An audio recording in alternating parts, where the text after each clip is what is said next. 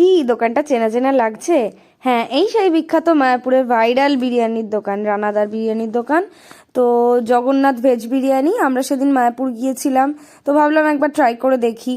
তো যাওয়ার পর দেখতে পাই প্রচণ্ড ভিড় ছিল, এমনকি নাম লিখিয়ে বিরিয়ানি নিতে হচ্ছিল। মানে ভাবা যায় একটা বিরিয়ানির দোকানে মোটামুটি দুপুরবেলা যারা নাম লিখিয়ে এসেছে তারা সন্ধেবেলা বিরিয়ানি নিচ্ছে।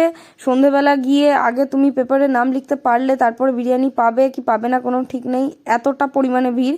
ওখানে তো বসে খাওয়ার আর কোনো ব্যবস্থা নেই, সমস্ত তাই পার্সেল নিয়ে আসতে হবে। আর এতটা ভিড়ের মধ্যে ওনার ব্যবহার খুবই ভালো ছিল, সবারই সাথে যতটা পারছিলেন কথা বলছিলেন। আর ওখানে তখন পোলাও রান্না হচ্ছিল, দেখলাম যা সমস্ত কিছু রান্না হয় তার মধ্যে পোলাও, ময়দার একটা সবজি বলছে, মানে একটা তরকারি টাইপের, আর সয়া চাপ, এই কটা খুব ফেমাস। আর আমি বাড়ি এসে আমরা খেয়েছি, আমার তো খুব ভালো লেগেছে। ভেজ বিরিয়ানির মধ্যে পনির ছিল, সয়াবিন ছিল, আলু ছিল, আরও সমস্ত অনেক কিছু ছিল, ড্রাই ফ্রুটস, খুব ভালো টেস্ট ছিল। তোমরাও গেলে ট্রাই করো। আর ভিডিওটা কেমন হয়েছে আমাকে অবশ্যই জানাতে ভুলো না। আর